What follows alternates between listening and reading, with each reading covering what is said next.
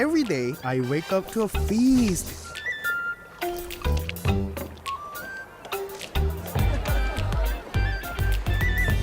Where I can sink my teeth into history.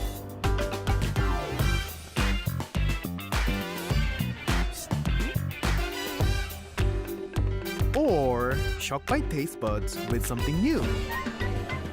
It's here I learned the color of sweetness, expanded my pantry, and my appetite.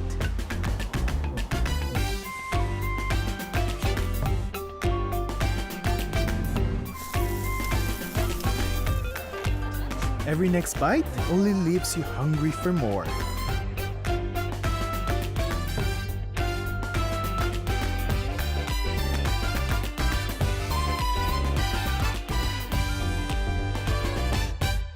Antique, sit at best, see the Asian. Antique is a province in the Philippines located in the Western Visayas region. The province of Antique is subdivided into 18 municipalities. Population. Based on the 2015 census, the population of Antique has reached 582,012 people. San Jose de Buena Vista is the capital of Antique, has a population of 62,534 in 2017 census. So next proceed to the Festival of Antique. The Festival of Antique is Binarayan Festival. The Binarayan Festival, it is celebrated in Antique Province to commemorate the arrivals of Bornean datus. The tourist spot in Antique Province. First, Malalison Island, also known as Mararison Island by travelers. The beauty of the island was only seen in the media because of the devastation of Typhoon Haiyan in the province. Ang Malalison Island ay nakilala noong nanalasaon ng Nira ang Typhoon Haiyan sa province ng Antique. Next, the Seco Island, a distant island in Tibiao, Antique. One of the top 5 kiteboarding spots in the Philippines, used to be a sanctuary for fishermen seeking refuge from bad weather during their fishing expedition. Ang Seco Island ay pasok sa top 5 kiteboarding spot in the Philippines. Next, the Nogas Island. It's a 24-hectare government rubber reservation island. The most prominent feature of the island is its frangipani o Kalachuchi line, walkway that leads to an old lighthouse. Next, the Igpasungao Falls is one of the hidden gems in Sibate, Antique. It has a series of 9 cascading waterfalls. Next, the Malumpati Cold Falls. The cleanest inland body of water in the country, Malumpati Cold Spring is located in Pandan, Antique, and is often visited by tourists because of its cool and soothing water. Malumpati ay matatagpuan sa Pandan, Antique, at ito ay dinadayo ng mga turista dahil sa malamig at soothing water. Next, the Bugtong Bato Falls is a multi waterfalls. It is mostly visited by the local, especially during the summer period.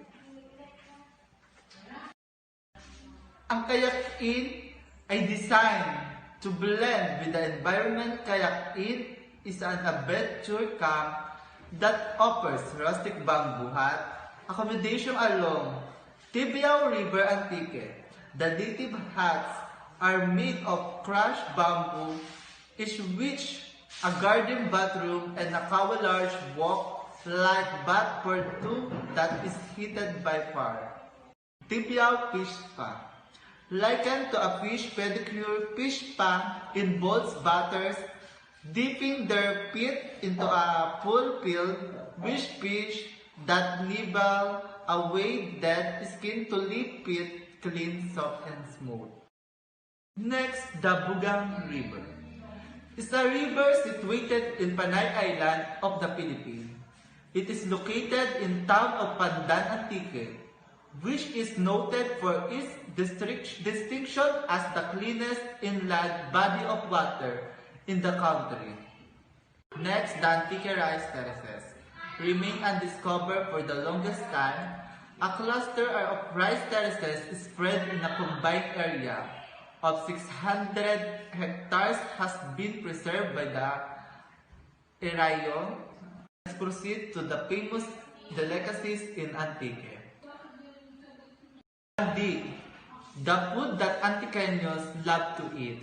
The process of making this bandi is first you need to pre-cook the muscovado sugar. As it reaches its boiling point, then you add the peanut.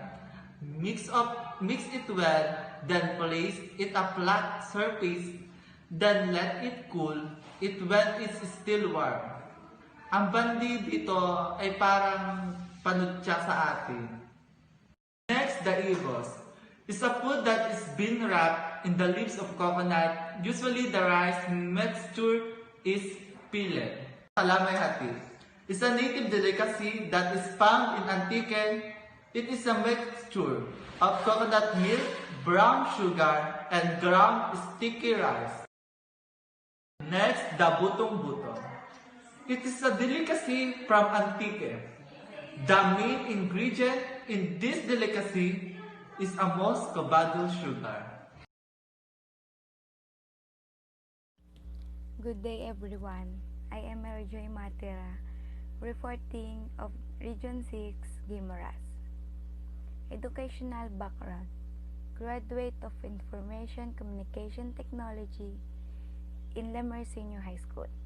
Current student of Bachelor of Science Hospitality Management in Lemery Colleges. Guimaras. The province consists primarily of Guimaras Island and also includes Inampulugan, Giwanon, Fanobolon, Natunga, Nadulaw, and many surrounding islets. Geologists have concluded that the island was formed one last mass with Panay. Guimaras, formerly known as Himalas, was a sub-province of Iloilo until it was made an independent province on May 22, 1992. Festival in Guimaras. Manggahan Festival. The Manggahan Festival, the 5 municipalities is Buenavista, Jordan, Nueva Valencia, San Lorenzo, and Sibuna. Prepared and organized for the entire festivity, it is month-long, month of May. Celebration that aim to showcase the richness of the culture of the entire Guimaras. Additionally, it is also a form of giving back in the Thanksgiving for a beautiful harvest of manga. Tracing back its history, it was only celebrated before like a week celebration, but as the year go by, it has become a month-long celebration. Second is Palayag Festival. Every third Sunday of January, by Municipality of Buenavista, this culture festival makes maximum use of the rich culture tradition of the eldest municipality of the province. The presentation of song, dance, musical tableau depict the various influences Buenavista has been subjected to. It is celebrated in honor of the town patron, Saint S.R. Santo Niño. Palayag marked a new footprint during the 2008 Buenavista Centennial celebration. They defined Palayag as to sail through layag using water vessel. This is really indeed in kinaradto form of sea travel. Tourist spot in Guimaras. Museo de Guimaras. Designed by architect Hermequito Gotera. The Guimaras Museum o Museo de Guimaras houses an anthropology, archaeology, zoology, and art division featuring the culture, history, and lifestyle of the Guimaransanon. Alubihod Beach, easily one of the top Guimaras tourist spots in Alubihod Beach. That's cream powder and sand lapped by denim blue water and perfect place for swimming. Due to its popularity, several beach resorts has mushroomed along Alubihod Beach now, which is a good base for island hopping in Guimaras, where the main beach strip is impregnated by coconut trees. Some part is also dappled with photo-worthy formations. Nabalas Church, constructed between 1880 to 1885. Nabalas Church is the oldest church in Guimaras. It has gorgeous limestone facade and a beautifully manicured garden in front of it. If you are planning to visit Roca Encantada, you can make a side trip to Cavalos Church as it also situated in Buenavista. Handicraft in Guimaras. Sapal Weaving. The Sapal Weaving village in the municipality of San Lorenzo in churning out bag, mats, hats, and other products made of various leaves that barangay residents planted at the roadsides of the village. Famous delicacies. Mango beers. Mango beer combines full fruit aromas with a subtle sweetness and dry finish. It's easily drinking and balanced with a refreshing hint of mangoes. Brewed to the taste just like a tropical broom time holiday. It's a trophy innovated. Serve it ice cold with your feet up. Some natural sediment may occur, so roll to a wake of mangoes. Second is mango jam. Mango jam capture the sunny tropical flavor of fresh mangoes for year-round use. Come up this simple mango preserve for a shelf-stable jam or simple store it in the refrigerator for immediate use. Second is mango bulalo. Basically made a beef shank with bone marrow that is richly boiled in water together with several vegetables. Bulalo is savory especially if simmered for a long hour. With the mango twist version, there's little sweetness, obviously coming from the fruit, but it lessens the meatiness of the soup. Good day everyone, I am Joy Matra, reporting of Region 6, Iloilo. Educational background. Graduate of Information Communication Technology in Lemer Senior High School. Current student of Bachelor of Science Hospitality Management in Lemery Colleges. And Iloilo. Iloilo is a province in the Philippines located in the Western Visayas region. Its capital is the city of the Iloilo. Iloilo occupies the major southern portion of the Visayas Islands of Panay and is bordered by the province of Antique to the west, Capiz to the north, the Hintotolo Channel to the northeast, the Guimaras Strait to the east, and the Iloilo Strait and the Panay Gulf to the southwest. Just of Iloilo, southeast coast is the island province of Guimaras, one part of Iloilo, but now an independent province. Across the Panay Gulf and Guimaras Strait is Negros Occidental, occupying the northwest half of the largest island of Negros. Iloilo City, its capital, is geographically located in the province but remained politically independent from provincial government. Famous delicacies and in Iloilo.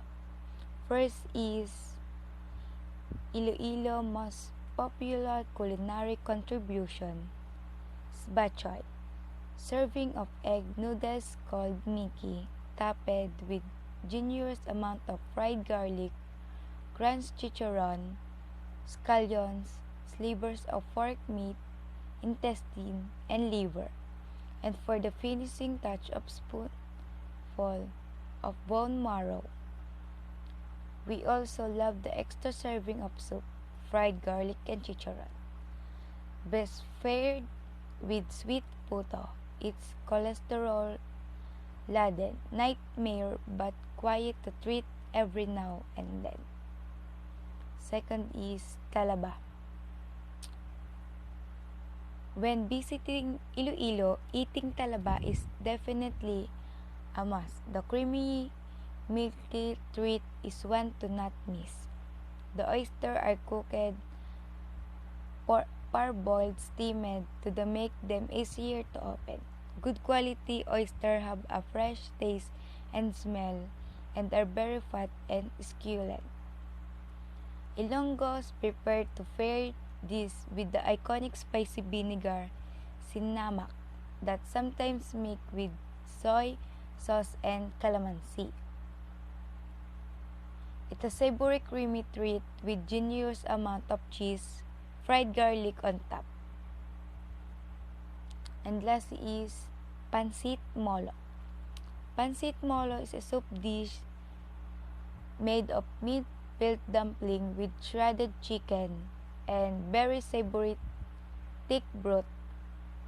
It originated from the town of Molo in the province of Iloilo, influenced by the wonton soup brought in by community of Chinese settlers in the area.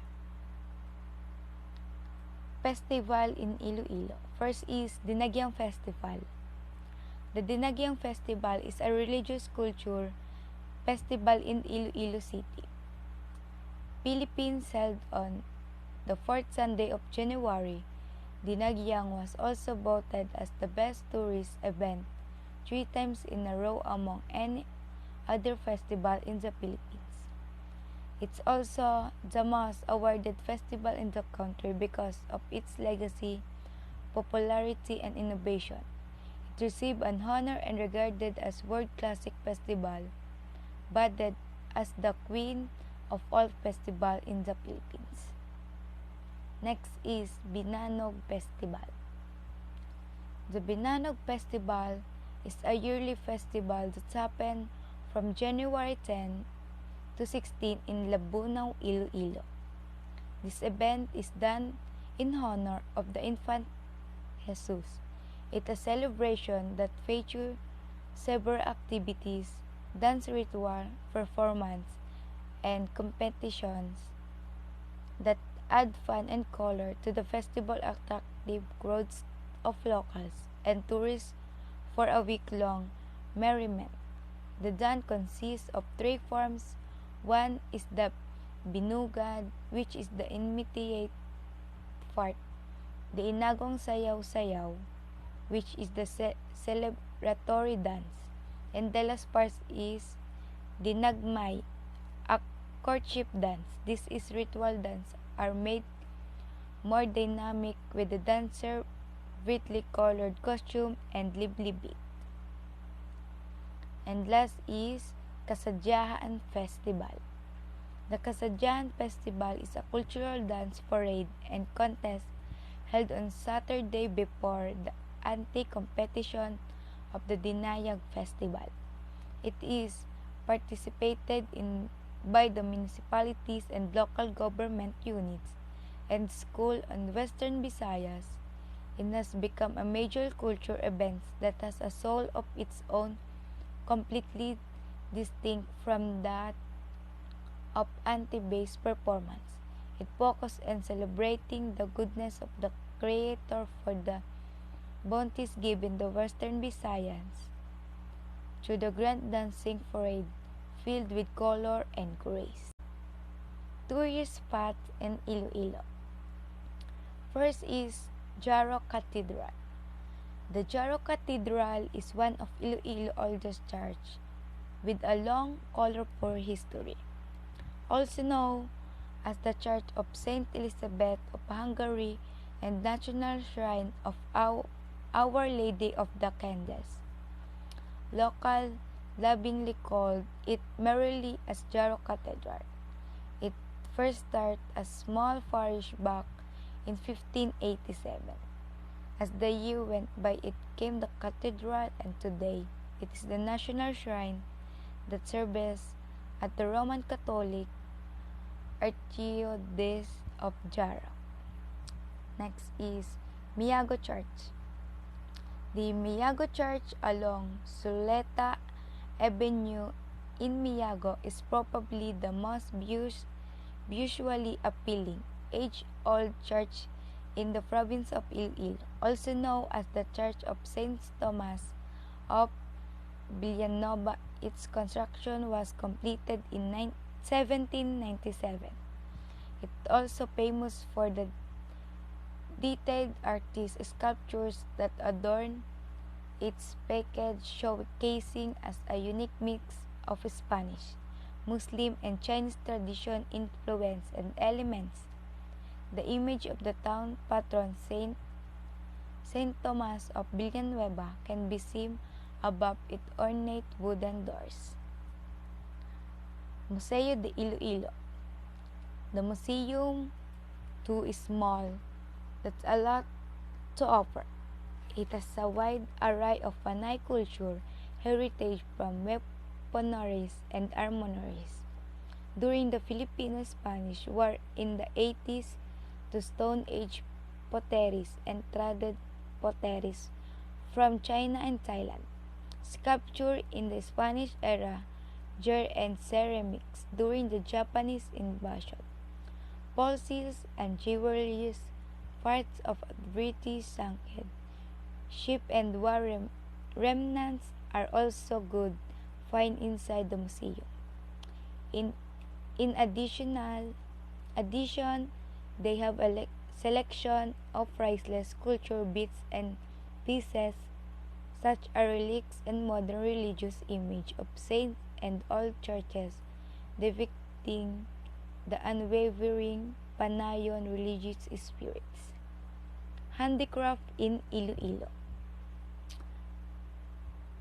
Tubok. Tubok is a century-old needlecraft of the hinterland of Iloilo in Panay, which is located centrally in the island.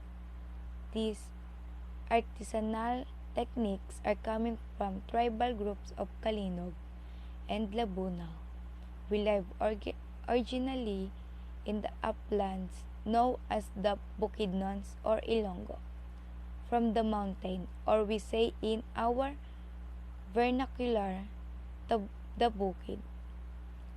They speak Kinaraa, a unique dialect in Iloilo and Antique.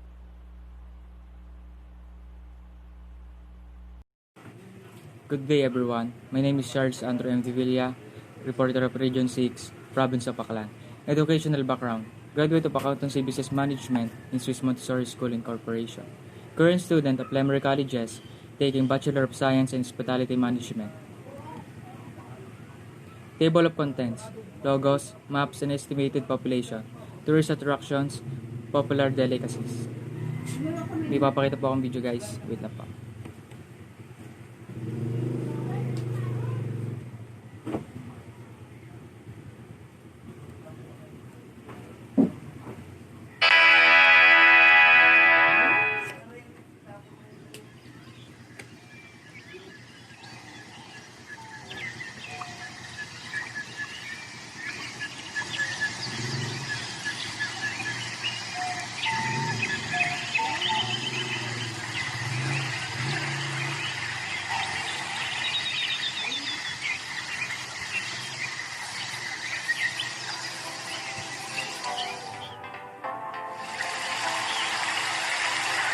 nagaslas ng tubig, huni ng mga ibon, lawiswis ng mga luntiang dahon, ihip ng sariwang simoy na hangin, at hampas ng mga alon sa dalampasigan. Yan ang mga dahilan kung bakit gumiginhawa ang ating pakiramdam kapag tayo nasa probinsya at nadarama ang biyaya at gandang hatid ng ating kalikasan.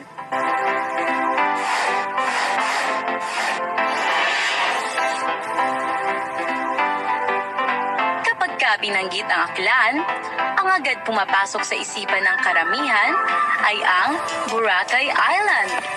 Pero lingid sa kaalaman ng ilan, marami pang magaganda at exciting na pasyalan na siguradong inyong babalik-balikan dito sa Aklan. So yun po. Alamin po natin ang mga iba pang discover sa Aklan.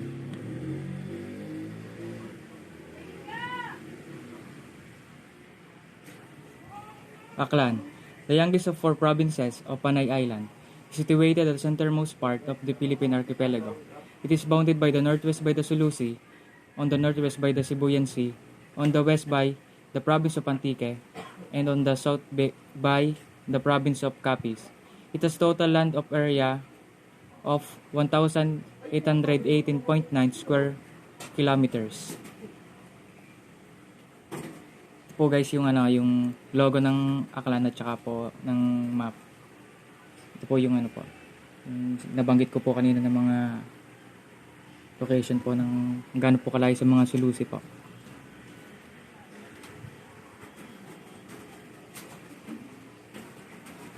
Aklan is the mountainous province with over third of its land area slapping at the 30% of on the average.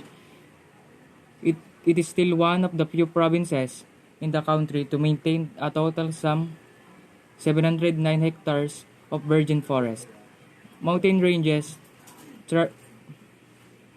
traverse the island 1, the northern knot of Duyang and Tagakan, and the other, the Albanian mountain ranges in the west, Mount Madyaas at 2,117 meters. It's the second of the highest peak on the Panay and is shared by Aklan and Antique. The province has no active volcano, therefore earthquakes have not been severe, although 3 faults has passed through it. This is the total population in Aklan. As 2010, the municipality with the largest population in Aklan is Kalibo at 74,619. Aside from Kalibo, other municipalities which are among the top 5 in the population sizes are Malay with 14,811 and Ibahay 45,279, New Washington with 42,112 and Banga with 38,603. 63 lang pala.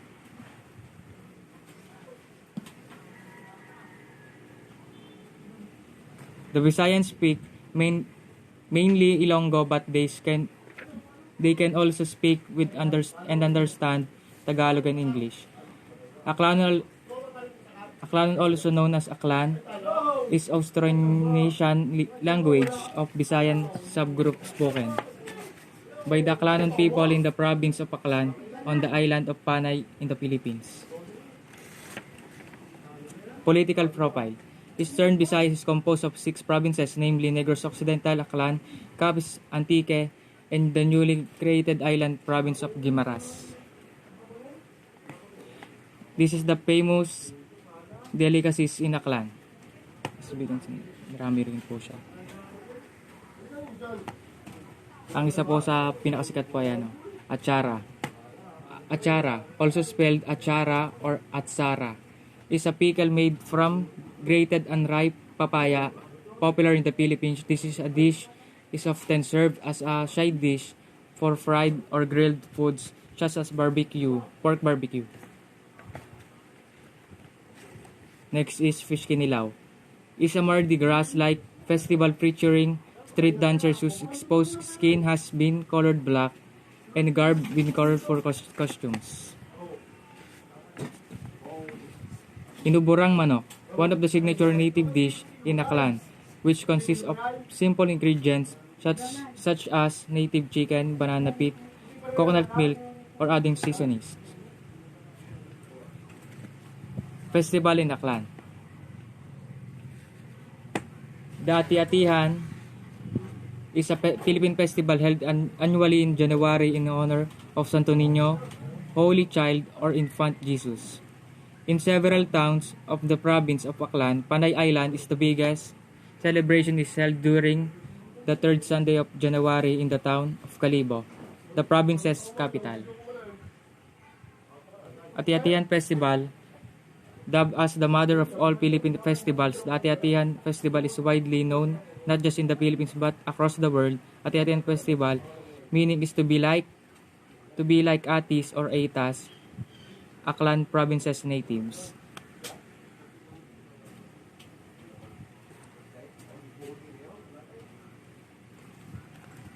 Tourist spots in Aklan. One of tourist spots in Aklan is St. John the Baptist Cathedral. An old cathedral with long history of devotion and faith since year 1680 under the Augustinian priest missionaries. It has withstood so many natural disasters and war, particularly the World War II. Although the cathedral is in honor of Saint John the Baptist, it is the home of the famous Santo Niño. The feast of Santo Niño is better celebrated every third of Sunday of January in the of a traditional dancing called Santo Atihan.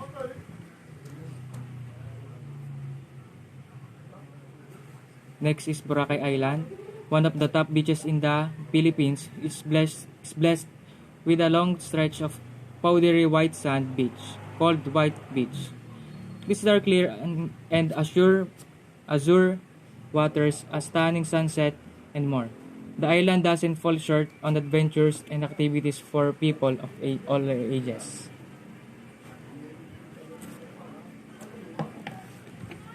Next is Basura Garden. Basura, translate to a trash or garbage, but here you'll not find piles or mountains of garbage at dump sites. It is an advocacy center where the locals transform waste into art. To tell you, they've come up with quality products such as rubber slippers, old clocks, and home decor made from waste. Indeed, an inspiring model that every community should emulate to help save Mother Earth. How to get there? The province can be reached by air through Calibo and Caticlan. Daily flights are available. Hi, this is Clarence Pio Quinto, and I have my Region 6 Capiz. Capiz is known for Placuna placenta oyster shell that has the same name locally and is used for decoration and making lampshades, trays, window, and doors. So, sa Capiz, doon na uso yung mga oyster shells nila. Kaya, doon sa local city nila, yung mga decorations doon ay made of oyster shells. So, yun po. Then, history of Capiz. Yung Capiz, naging part siya ng Aklan in pre-Spanish times. Yung mga unang city, yung mga unang city na tinirahan ng mga Malays. Yan. So, yun. And then, Festival of Capiz. So, Festival of Capiz, ang pangalan ng festival nila ay Capistahan. Diba? And in honor of him, the locals of Capiz hold an annual festival on April 13th to 15th to commemorate the anniversary of his death. Yan. Kaya tinawag na Capistahan. So, yun. Kung gets nyo yung humor na yung Capistahan, gets nyo na yun. So, yun po. Thank you po. Yun lang po ang aking Capiz ng Region 6. This is Clarence Pio Quinto signing out.